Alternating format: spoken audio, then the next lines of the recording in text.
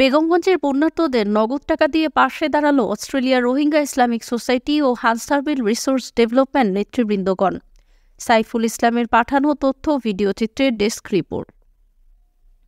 মানুষ মানুষের জন্য, জীবন জীবনের জন্য, মানুষের বিপদে পাশে থেকে তাদেরকে সহায়তা করার জন্য নোয়াখালীর বেগমগঞ্জের বন্যার্তদের নগদ টাকা দিয়ে পাশে দাঁড়ালো অস্ট্রেলিয়ার রোহিঙ্গা ইসলামিক সোসাইটি ও হানসারভিল রিসোর্স ডেভেলপমেন্ট, দুইটি মানব উন্নয়ন এনজিও সংস্থা।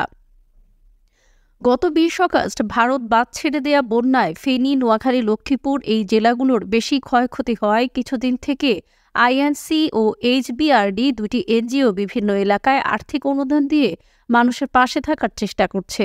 তারই আলোকে গতকাল সকাল থেকে মাঝরাত পর্যন্ত লক্ষ্মীপুর ও নোয়াখালীর চৌমোহনী পৌরসভার 7 নম্বর ওয়ার্ড, হাজিপুর ও 11 নম্বর দুর্গাপুর ইউনিয়নের লক্ষ্মীনারায়ণপুর 228 জনকে নগদ 3,000 টাকা প্রদান করা হয়।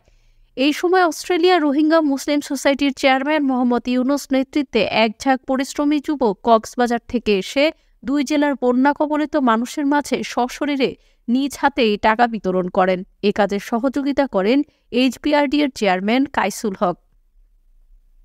স্থানীয়ভাবে উপস্থিত থেকে পরামর্শ ও সহযোগিতা দেন বিশিষ্ট সামাজিক ও রাজনৈতিক ব্যক্তি নাসিবুল গনি চৌধুরী মহল, বিশিষ্ট আইনজীবী সিফাতুল গনি চৌধুরী।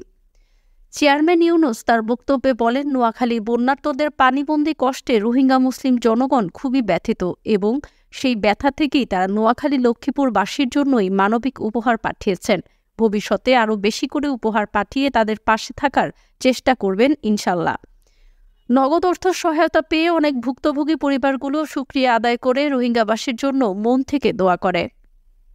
আপনাদের এই বন্যা হওয়ার কারণে ওনারা সবাই আপনাদের এই বন্যার কারণে যে একটা দুঃখ প্রকাশ করছে, এই বন্যা দুর্গত এলাকা হওয়ার কারণে ওনারা বিভিন্নভাবে আপনাদেরকে বিভিন্ন অর্থ সংস্থা জোগাড় করে আপনাদের মাঝে এই আর্থিক সহায়তাটা প্রদান করছে। মূলত Australian Rohingya Islamic society Inc, আরেকটা সংস্থা হচ্ছে হানসারভিল রিসোর্স ডেভেলপমেন্ট এইচবিআরডি, এই দুইটা সংস্থার পক্ষ থেকে আপনাদের সবাইকে 3,000 টাকা করে প্রদান করছে। আপনারা ওনাদের সবাইয়ের জন্য দোয়া করবেন, আর এসব রোহিঙ্গারা যেন আরো ভালোভাবে বাংলাদেশে বাঁচতে পারে বা ওনাদের দুঃখ দুর্দশাগুলো যেন মোচন হয় সেজন্য দোয়া করবেন।